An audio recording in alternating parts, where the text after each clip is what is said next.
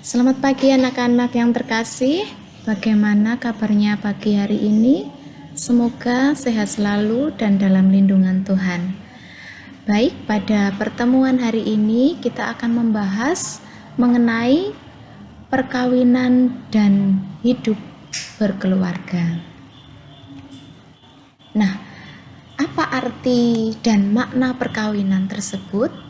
Ada 4 pandangan yang berbeda. Yang pertama adalah pandangan tradisional. Nah, pandangan tradisional suatu proses mulai dari saat lamaran, lalu memberi mas kawin, kemudian peneguhan dan seterusnya. Itu pandangan yang tradisional.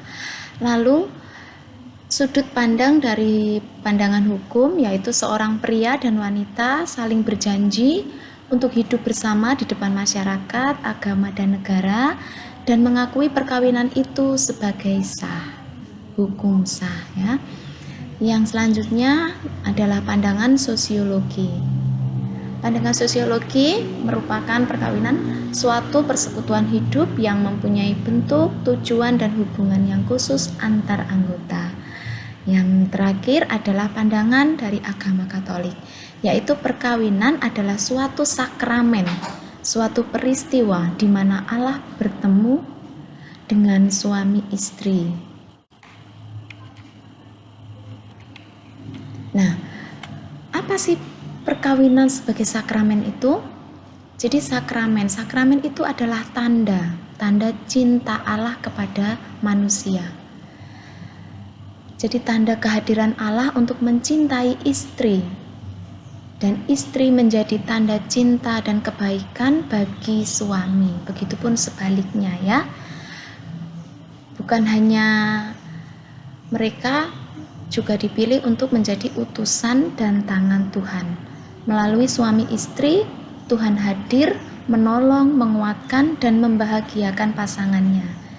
Ia ikut mengerjakan apa yang telah mereka ikrarkan satu sama lain di hadapannya di gereja. Nah, itu yang pertama adalah tanda cinta Allah. Yang kedua adalah tanda cinta Kristus kepada gereja, yaitu persatuan cinta suami istri, menunjuk kepada suatu persatuan cinta. Nah, perkawinan di sini menjadi gambaran dari hubungan yang lebih mulia, yaitu persatuan hidup Kristus dengan umatnya. Nah, sifat-sifat perkawinan agama Katolik yaitu ada 2. Yang pertama adalah monogam, yang kedua tak terceraikan. Nah, monogam itu apa? Jadi monogam itu salah satu perwujudan dan cinta kesetiaan Kristen dalam perkawinan, yaitu menolak poligami dan poliandri. Jadi hanya 1 kali seumur hidup. Nah, yang kedua adalah tak terceraikan. Jadi pernikahan dalam agama Katolik itu tidak boleh diceraikan manusia. Tuh ya. Perkawinan dalam gereja Katolik itu bersifat tetap. Hanya maut yang dapat memisahkan keduanya. Nah, kehidupan berkeluarga dalam perkawinan tersebut juga ada tantangan dan kesulitannya. Jangan dianggap orang yang sudah menikah itu bahagia-bahagia saja, tidak ya. Jadi ada tantangan dan kesulitan yang dihadapi oleh para mereka yang berkeluarga. Apa tantangannya? Yang pertama adalah kebosanan dan kejenuhan. Ya, pasti ada kebosanan ya, setiap hari bertemu dengan suami istri tersebut. Nah, perbedaan pendapat dan pandangan pasti ya. Jadi 2 manusia yang berbeda pandangan dijadikan satu. Nah, yang ketiga adalah ketidakserasian dalam hubungan seksual. Yang keempat adalah perselingkuhan, dan yang terakhir adalah kemandulan. Jadi sulit untuk mempunyai keturunan. Nah, kalau tadi kita sudah membahas mengenai perkawinan, selanjutnya kita akan membahas mengenai panggilan hidup berkeluarga. Nah, tantangan dan cinta dalam hidup berkeluarga. Arti dan makna keluarga. Dalam bab sebelumnya, Bu Ellen sudah membahas mengenai arti keluarga dalam kehidupan kalian. Pasti kalian sudah masih ingat ya. Jadi arti dan makna keluarga adalah masyarakat paling asasi dan sekolah yang terbaik untuk menanamkan keutamaan sosial. Nah, itu juga terdapat dalam dokumen Konsili Vatikan kedua. Yang kedua, dalam dokumen Familiaris Consortio. Apa saja? Yaitu yang pertama, keluarga adalah ikatan antara orang-orang yang berusaha supaya cinta mereka makin hari makin dihangatkan, makin dipersatukan. Yang kedua, keluarga berdasarkan perkawinan, pria dan wanita adalah sama derajatnya, dan anak adalah sebagai hadiah. Keluarga merupakan kebajikan manusia, seluruh anggota keluarga. Dan keluarga adalah sel kehidupan masyarakat. Nah, cinta dan landasan hidup berkeluarga adalah penting ya. Pentingnya cinta dalam hidup, dalam keluarga.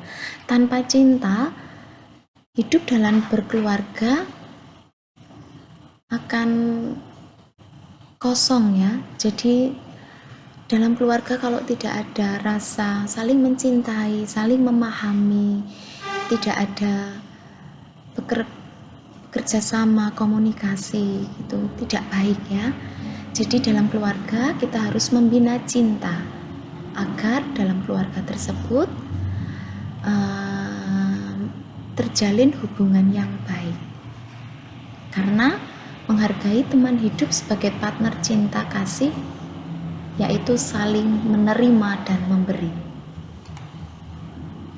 Nah, jadi dalam gambar tersebut menunjukkan keluarga yang bahagia. Itu ya, kita amati mereka saling bercengkrama, ini gambarnya main game ya. Jadi membina cinta dalam keluarga itu sangatlah penting. Nah, bentuk komunikasi dalam keluarga itu apa saja? Ada 4. Yang satu diskusi, dialog, bahasa tubuh, dan hubungan seksual. Nah, tugas dan kewajiban dalam berkeluarga adalah tugas suami. Tugas seorang suami terhadap istri dan keluarganya yang pertama adalah suami itu sebagai kepala keluarga. Yang kedua, suami sebagai partner istri. Yang ketiga, suami sebagai kekasih istri. Nah, kalau suami punya tanggung jawab, istri pun juga punya tugas dan tanggung jawabnya ya. Istri terhadap suami dan keluarga. Yang pertama adalah istri sebagai hati dan keluarga. Yang kedua, istri sebagai partner suami. Yang ketiga adalah istri sebagai kekasih suami. Nah, kalau suami dan istri punya tugas, apakah anak-anak juga punya tugas? Punya ya. Jadi, tugas anak adalah membantu orang tua. Itu salah satunya. Nah, kalau tadi tugas dan kewajiban suami, istri, dan anak, sekarang kewajiban dan tugas keluarga dalam masyarakat. Yang pertama adalah keluarga berencana. Yang pertama, pandangan gereja mengenai keluarga berencana. Pada umumnya, gereja merasa mempunyai tanggung jawab untuk mendukung dan melaksanakan keluarga berencana. Nah, pandangan gereja mengenai metode keluarga berencana, khususnya gereja Katolik, sebagai suatu komponen kehidupan sosial masyarakat, khususnya masyarakat di Indonesia, harus berusaha dan mendukung program keluarga berencana dalam rangka menciptakan kebahagiaan dan kesejahteraan bagi umat manusia. Nah, sekian pelajaran pada pagi hari ini. Semoga bermanfaat. Terima kasih.